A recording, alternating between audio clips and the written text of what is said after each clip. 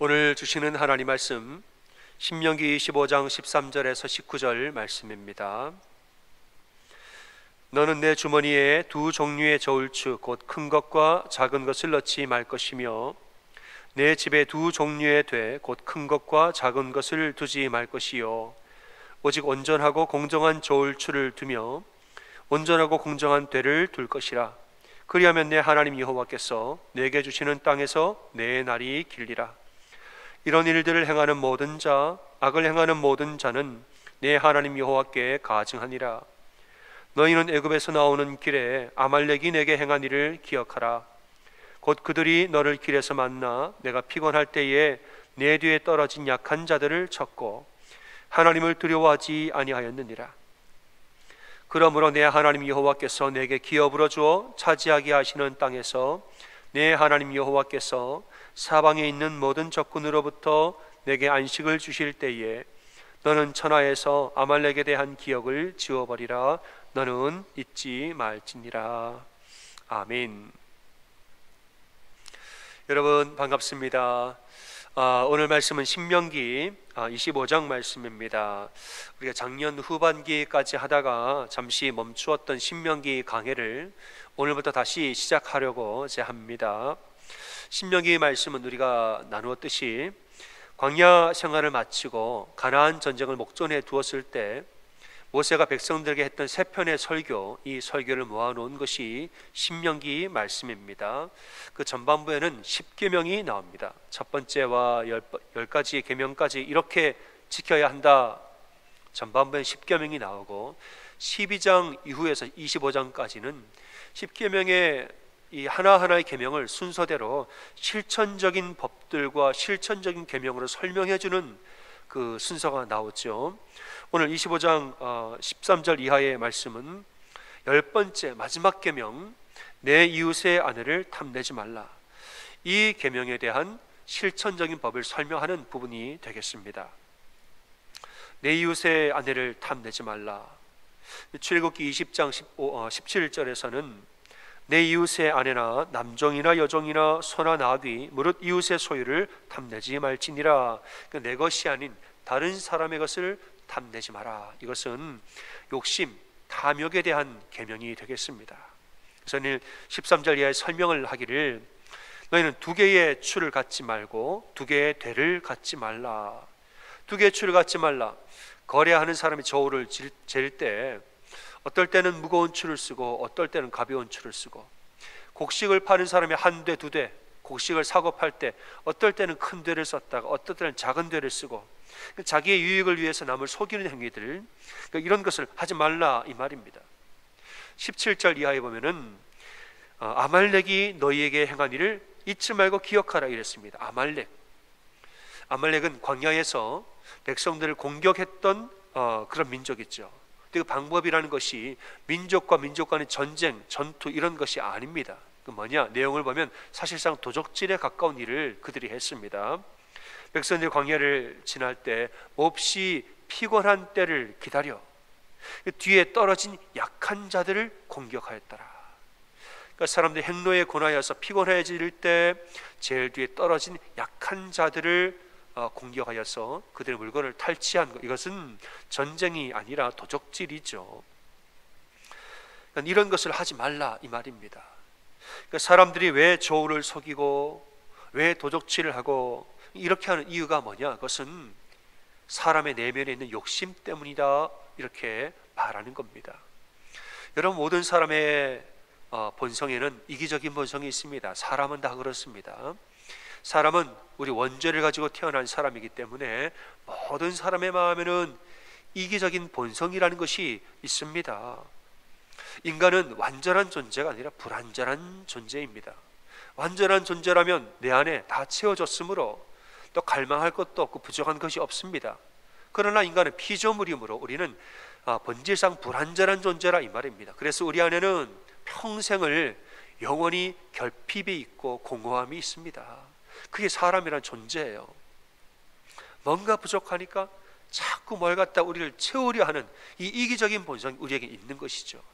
어렸을 때는 먹는 것을 내 입으로 가져오고 좋은 것을 내가 가지고 오려 하고 공부로 내 심령을 채우려 하고, 철학으로 채우려 하고, 자랑으로, 좋은 집과 돈으로, 재물로, 어떤 그 명예와 어떤 그 칭찬과 인정으로, 이런 것으로 자꾸 나를 채우려고 하는, 아무리 채워도 채워지지 않습니다. 우리 안에는 이런 이기적인 본성이 있다는 것이에요. 이런 본성을 잘 다스리면 이것은 열정으로 변합니다. 열심히 사는 사람으로, 앞을 향해 목표를 향해 나아가는 열정으로 변하죠. 하지만 다스리지 아니하면 탐욕으로, 욕심으로 변한다, 이 말입니다.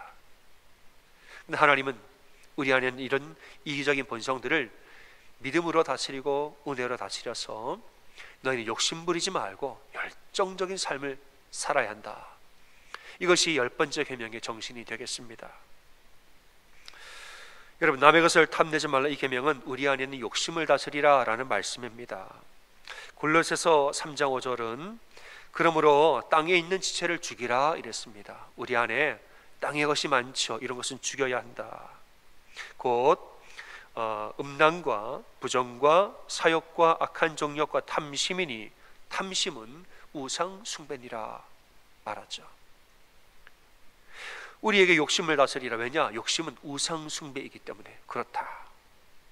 여러분, 우상의 실체가 무엇이냐? 우상은 금송아지, 은송아지, 나무로 새겨진 신상, 그것이 우상이 아닙니다. 그건 우상의 형체이겠죠. 우상의 본질은 뭐냐? 우상의 본질은 금을 원하고 은을 원하는 우리의 안의 욕심, 이게 바로 우상의 본질입니다.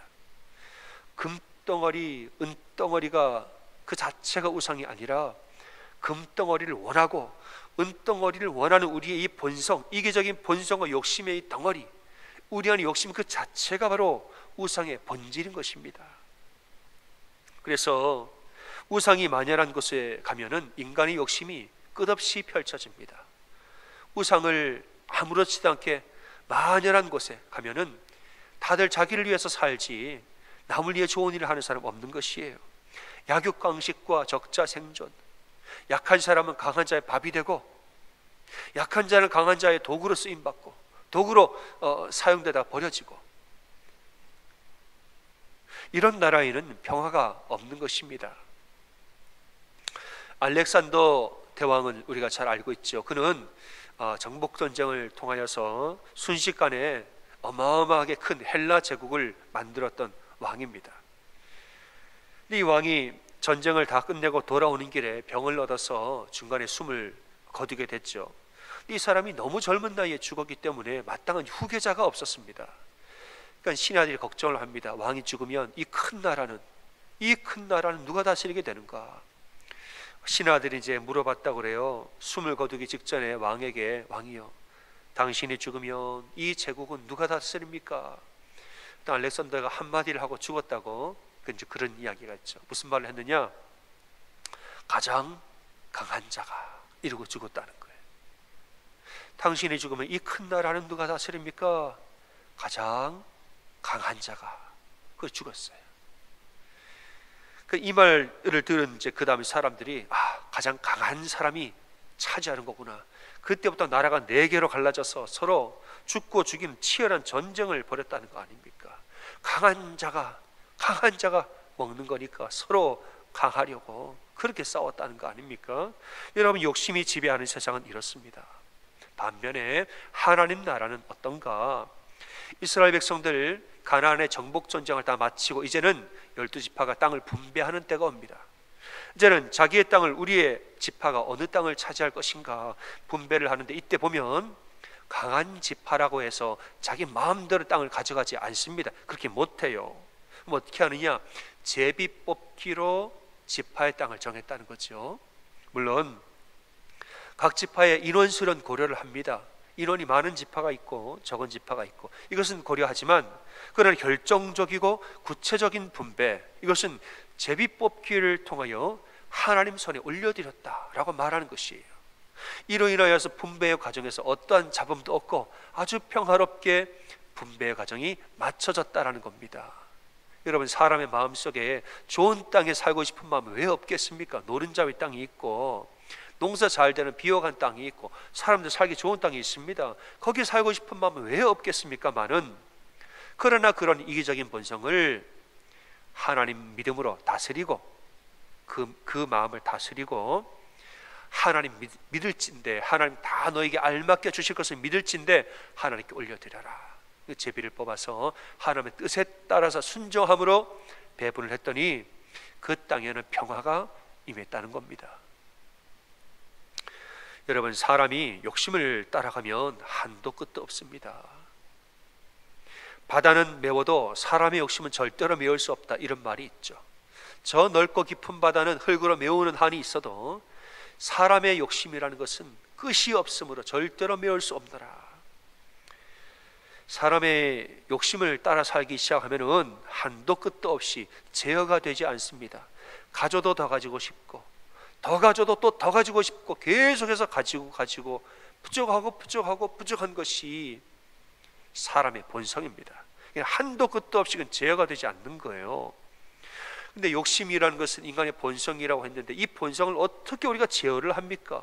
사람의 본성을 어떻게 제어합니까? 여러분, 사람의 능력으로는 제어를 못하죠. 하지만은 하나님을 믿는 믿음으로 이것은 제어하는 것입니다. 인간의 본성은 인간의 능력으로 제어하는 게 아니에요. 이것은 하나님을 믿는 믿음으로 제어하는 겁니다. 어떤 믿음이냐? 주시는 분도 하나님이요, 걷어가시는 분도 하나님이니, 하나님이 주셨으면 걷어가실 때가 있는 것이고, 하나님 걷어가셨으면 또한 주실 것을 또 믿는 것이죠. 모든 것의 주권이 하나님께 있다는 것을 믿는 이 주권에 대한 믿음, 이 믿음이 있으면 우리가 초조해하지 아니하고 욕심내지 아니하고 하나님을 신뢰하고 믿는 것이에요. 그러니까 이기심을 제어하는 겁니다. 욥은 동방의 거부라고 말했습니다. 그는 여러 가지를 다 가진 사람이죠. 그러나 한날 한시에 그가 가진 모든 것을 한꺼번에 다 잃어버립니다. 자녀를 잃어버리고, 또 재산을 잃어버리고, 종들을 잃어버리고, 건강을 잃어버리고, 모든 것을 한날 한시에 다 잃어버립니다. 얼마나 슬펐을까요?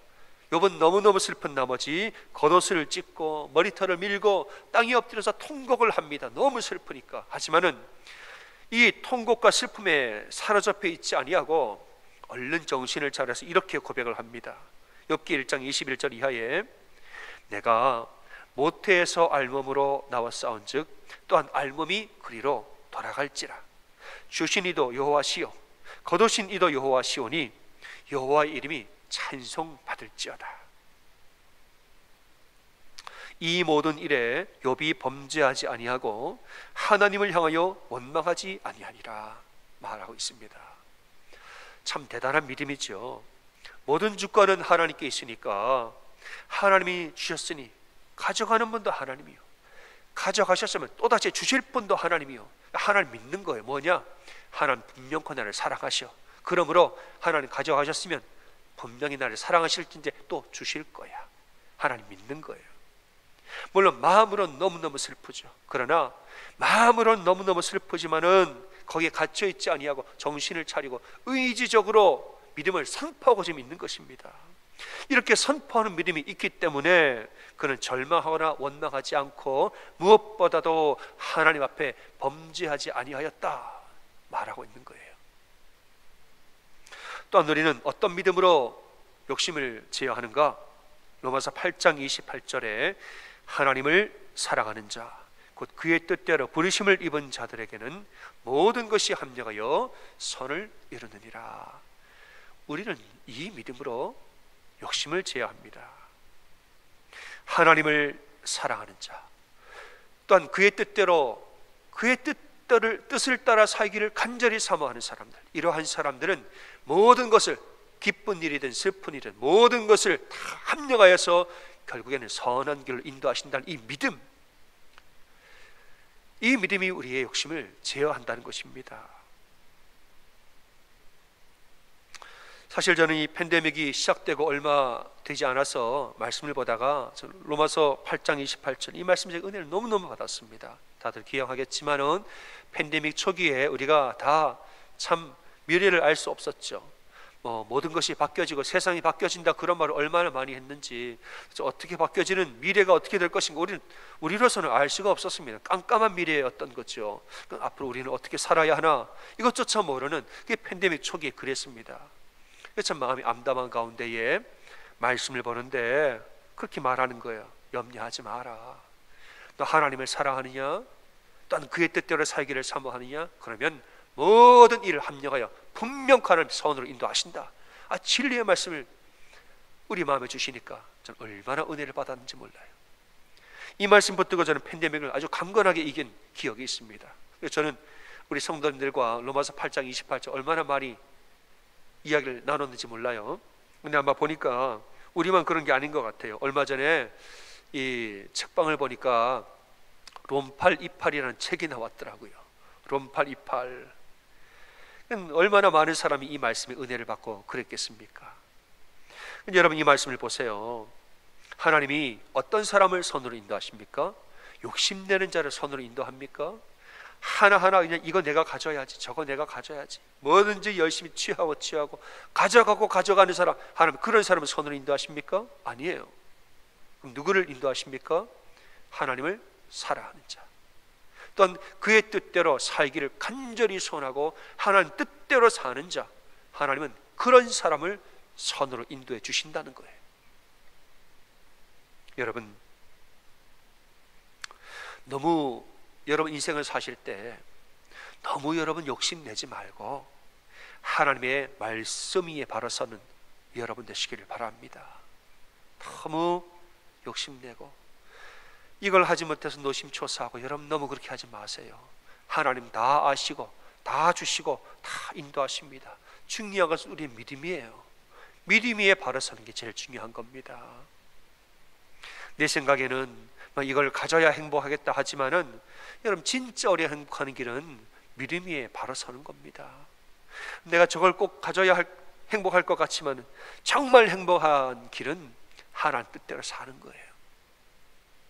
우리 가정도 마찬가지입니다. 우리 가정을 바라볼 때 행복한 가정이길 원하시겠죠. 근데 내 말대로 해야 우리 가정이 행복하다, 아니다 내 말대로 해야 된다, 이렇게 하다가 다툼이 일어나고 불행해지는 겁니다. 알고 보면 뭐냐? 다 욕심입니다. 내 욕심이에요. 내 생각이고.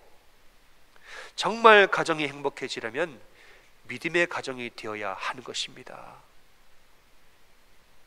하나님을 사랑하는 가정, 그의 뜻대로 살기를 사모하는 가정이 될 때에 그때의 가정이 정말 행복하다는 겁니다. 우리 자녀들 기를 때도 그렇습니다. 얘들아, 다 너 잘대로가 하는 말이니까 이렇게 해라 저렇게 해라, 이렇게 우리가 다 이야기를 하는데, 알고 보면 내 욕심이 얼마나 많습니까? 엄마 아빠의 욕심이, 부모의 욕심이 얼마나 거기에 많이 들어가 있습니까? 여러분, 아이들이 정말 행복하려면 어떻게 해야 되는지 아십니까? 아이들은 우리 가정이 온전한 믿음의 가정으로 바로 설 때 아이들은 진짜 행복해야 합니다. 우리가 가정 예배를 드릴 때 아이들의 표정을 보면 너무너무 좋아하고 행복해해요. 부모와 엄마 아빠, 아들과 딸들이 함께 모여서 함께 찬송하고 함께 말씀 보고 함께 기도하고 함께 우리 나누고 함께 우리 허그하고 주님의 말씀과 함께 나눌 때에 아이들의 표정이 얼마나 밝고 얼마나 안정감을 누리고 얼마나 행복해하는지 몰라요. 우리 생각에는 이거 해라 저거 해라 얼마나 많이 얘기해. 그 안에는 부모의 욕심이 많습니다. 정말 아이들이 행복하게 살려면 우리 가정이 믿음의 가정이 되어야 됩니다. 우리 사랑하는 자녀들이 예수 그리스도를 나의 구주로 영접하여 구원받고 그 아이들이 평생토록 하나님의 말씀 안에 신 안에 살아야 그 아이들 인생은 영원히 행복한 인생이 되어지는 겁니다. 사랑하는 여러분, 인생을 짧게 보지 말고 인생을 길게 보는 여러분이 되시기를 소원합니다. 인생을 짧게 보는 사람은 그냥 이 사건 하나하나에 다 욕심을 부립니다. 모든 일에 이 산 그 시기 하나하나마다 이거 안 하면 큰일 날까 노심초사, 그러다 일을 더 그르치는 거예요. 하지만은 인생을 넓게 보는 사람은 살아계신 하나님 아버지를 바라봅니다. 인생을 넓게 보는 사람은 지금도 살아서 나와 함께 하시고 내 길을 인도하시고 주관하시는 우리 살아계신 하나님을 바라볼 줄 아는 거예요. 전도서 9장 11절에서 지혜자는 인생의 경험을 우리에게 알려주고 있죠. 내가 다시 해 아래에서 보니 빠른 경주자라고 선척하는 것도 아니고 용사라고 승리하는 것도 아니고, 지혜자라고 음식을 더 얻는 것도 아니고, 명철한 자라고 재물을 더 얻는 것도 아니요, 지식인이라고 은총을 입는 것도 아니더라. 이는 시기와 기회는 그들 모두에게 임함이니라. 우리가 남들보다 더 잘 살려고 노력을 하고, 남들보다 더 똑똑하고 더 야무지게 살려고 노력을 하지요. 아무리 노력해도 안 돼요. 왜냐? 기쁜 일이건 슬픈 일이건, 행복한 일이건 고난받는 일이건 모든 사람에게 동일하게 다 오게 되더라, 이 말입니다. 아무리 내가 고난을 피하려고 해도 못 피해요. 아무리 내가 똑똑하게 살려고 해도 실패는 누구에게나 오게 마련이라는 겁니다. 그러니까 욕심을 부리면서 아둥바둥 그냥 산다고 내 인생이 내 마음대로 되는 게 아닙니다. 정말 필요한 게 무엇입니까? 지혜입니다. 지혜. 그 뒷구절에 17절에 말합니다. 조용히 들리는 지혜자의 말이 우매한 임금의 호령보다 나으니라 말합니다. 우리 안에 우매한 목소리는 굉장히 크지요. 이걸 해라 저걸 해라 뭘 취해라, 우매한 목소리는 굉장히 크게 들려요. 반면에 지혜의 소리는 조용하게 들리죠.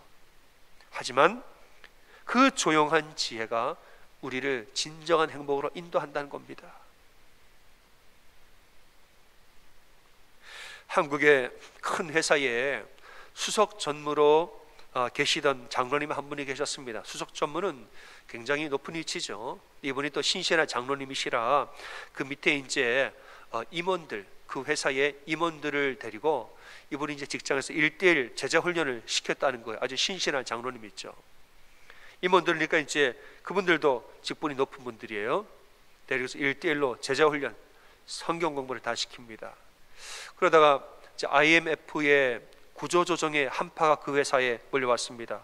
이제는 사람을 정리해고를 시켜야 하는데 이분이 수석 전무니까 같이 들어가서 명단을 정하는 거예요. 정하다 보니까 세상에 내가 제자 훈련을 시켰던 바로 그 임원도 정리해고의 대상에 넣게 된 거죠. 어쩔 수 없이 그렇게 되어진 겁니다. 이분이 고민을 많이 합니다. 세상에 내가 이 말을 어떻게 하나, 내가 성경 공부를 시켰는데 어떻게 내가 정리해고를 내 입으로 하나, 너무 고민을 하다가 결국에는 어렵게 고민하다가 이야기를 합니다. 정말 미안하지만은 이렇게 됐습니다. 그리고 회사에서 앞으로 석 달의 여유를 주기로 했으니까 이제는 당신의 퇴직을 석 달 동안 잘 준비하십시오 말했어요. 근데 해고를 당한 이분도 신실한 임원이라, 이분도 신실한 그리스도인인 거예요. 정리해고를 당할 사람은 회사에서 더 이상 할 일이 아무것도 없습니다. 할 필요도 없고요. 근데 이분이 그 말을 듣고 다음날 출근을 하더니 직속 상사와 수석 전무를 찾아가서 인사를 아주 반듯하게 딱 하더니 이렇게 말을 했다는 거예요. 그동안 좋은 직장에서 열심히 일할 수 있게 해주셔서 감사했습니다. 앞으로 남은 석 달 동안에 제가 아무쪼록 회사에 누가 되지 않도록 열심히 일하다가 제가 퇴직을 하겠습니다. 회사 걱정을 해주더라 이 말이에요. 그 다음 날부터 정말로 석 달 동안 성실하게 출근하고 자기 맡은 일에 최선을 다하여서 인수인계에 하나도 차질이 없도록 잘 일을 마무리해주고 날짜가 돼서 퇴직을 하더라는 거예요. 그러니까 이걸 지켜보는 석 달 동안에 다른 분들이 감동을 받았습니다. 수석 전무도 감동을 받고 부사장도 감동을 받고 사장도 감동을 받았어요. 참 저런 사람 어디서 구하나.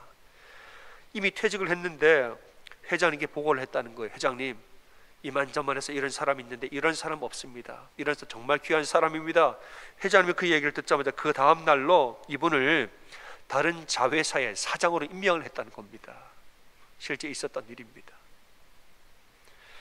여러분, 이 이기심과 욕심을 제어하지 못하는 사람은 하나하나의 모든 일에 건건이 모든 일에 노심초사하고 절망하고 원망합니다. 그러나 인생을 길게 보는 사람은 살아계신 하나님을 볼 줄 압니다. 주신 분도 하나님이요, 걷어가는 분도 하나님이요. 내가 하나님을 사랑할진대, 내가 하나님 앞에 언제나 떳떳하고 말씀 앞에 온전히 서고자 할진대 하나님은 모든 일을 합력하여 결국엔 나를 선한 길로 인도하실 것을 나는 믿습니다. 이 믿음, 이 믿음이 있을 때에는 오히려 그의 인생이 더 행복해지게 되는 것입니다.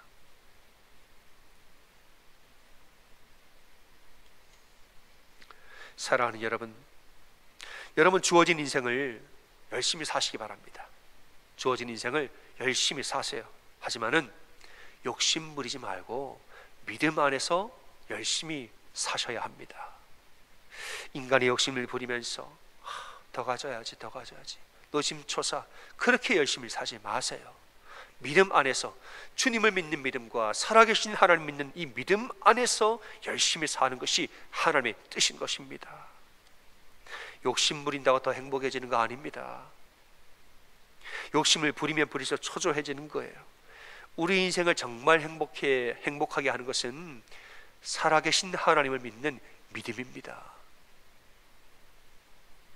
우리 인생을 정말로 윤택하게 하는 것은 하나님 믿는 믿음이에요. 너는 마음을 다하여 여호와를 신뢰하고 내 명철을 의지하지 말라. 너는 범사에 그를 인정하라. 그리하면 내 길을 지도하시리라. 스스로 지혜롭게 여기지 말지어다. 여호와를 경외하며 악을 떠날지어다. 이것이 내 몸에 양약이 되어 내 골수를 윤택하게 하리라. 아멘. 여러분, 우리 인생을 윤택하게 하는 것은 욕심이 아니에요. 더 가지고자 하는 노심초사, 그런 마음이 우리를 윤택하게 하지 않습니다. 정말 우리 인생을 영과 혼과 육을 다 윤택하게 하는 것은 마음을 다하 여호와를 신뢰하고 범사의 그를 인정하며 여호와를 경외하며 악을 떠나는 것, 온전한 믿음 위에 바로 서는 것이 우리의 영과 혼과 육과 모든 인생을 참으로 윤택하게 하는 것입니다. 여러분, 이 말씀을 새기고 정말 인간적인 욕심보다 하나님을 믿는 믿음으로 사는 여러분의 인생이 다 되어지기를 주님의 이름으로 축원합니다. 아멘.